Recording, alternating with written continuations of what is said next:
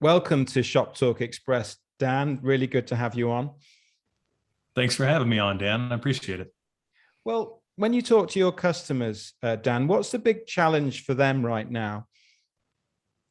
Yeah, I think in the industry, everyone's starting to perceive all the things that are changing around them. And they're starting to realize that the whole concept of fuel and convenience is almost under attack, right? From a fuels perspective or a petrol perspective. In fact, you did a segment on electrification, but we know that electric is changing the face of the industry. In fact, there's new ways to charge your vehicle, right? It could be at home or it could be at one of these other destination locations.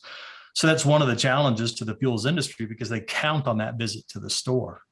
Another place where they're under attack is things like food delivery applications, which challenges the whole concept of convenience.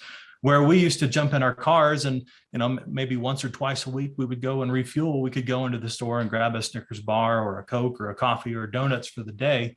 Right now, I can basically open my phone and have that delivered to my door. So we really have to think about what's going to happen in the convenience space for the future. Thirdly, they certainly have a lot of challenges with all the different things that are coming down the pipe with payments, both the switch over to EMV for chip card payments, as well as point-to-point encryption. There are host changes all the time. So they've got to make a lot of investment in infrastructure just to survive the day-to-day of processing those electronic payments. And finally, it's the area of security. So as they're trying to figure out their way to make these systems do what they need them to do, they're also under attack by ransomware and other things that are going on in the industry. So they always got this security overlay for the things that they're doing.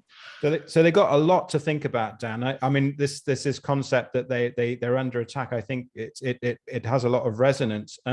How can they still, despite this disruption, leverage their core advantages and still win? Yeah, it's interesting because in those discussions, I always talk to customers about this concept of agility. They need to be able to pivot and move based upon what's happening in the industry so that they can make their businesses, grow and thrive despite the fact that they're under these types of threats. So when they start to think about the concept of convenience, you almost have to break it down now to it's not about the drive to go refuel your vehicle.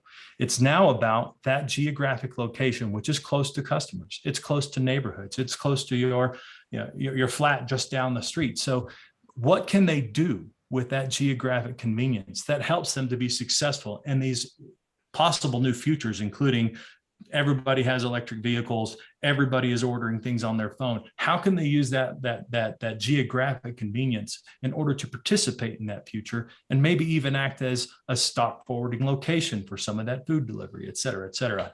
So I think that there's a place for them, but they really have to think about their strategy and what their core competencies are by owning that real estate. Makes a lot of sense. So just if we stay on agility, let's just think about that. What's the most cost-effective way of achieving that, Dan? And are all retailers getting that equation right? No, it's a great question. Some retailers have sort of pursued a strategy where they're developing their own systems. And that gives them a lot of flexibility because they're 100% in control of basically the customer experiences, how all of their systems work, how those integrations work together.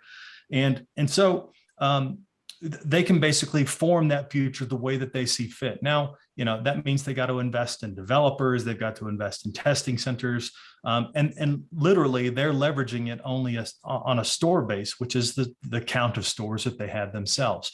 So that might not be the most cost effective. The most cost effective solution would be something that could offer the industry similar capabilities where they could customize let's just say a platform for themselves that would allow them to address what they want to do with their customer relationships, what kind of offerings they want to have inside of their stores, what they want to do with their loyalty applications. If they could have a platform which delivered, let's say 80% of the capabilities, but they could customize that last 20%, then you get a much more cost-effective solution because it addresses the general needs of the industry.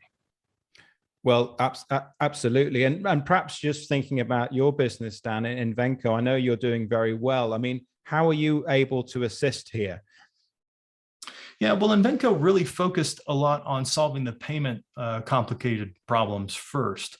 But then for the last 3 to 4 years, we've invested significantly and a product line that we call NFX. And NFX is basically a suite of core microservices. Each one of those services represents one of the fuel retail needs in the store, like how do I control my pumps or how do I get a card processed? And each one of those services by themselves has core capabilities, but can be customized. And that last 20% that we talked about in the previous question is basically something that they can customize themselves. They could hire a third party to customize, or they can actually come to Invenco if they decided to do that. But it puts their fate in their hands, but they're basically getting the capabilities of that core system that they're paying for. Well, thinking about agility, we've all had to be pretty agile in the last couple of years. I mean, do you feel optimistic about the future for the convenience sector in terms of leveraging our, what are our core sort of opportunities and strengths?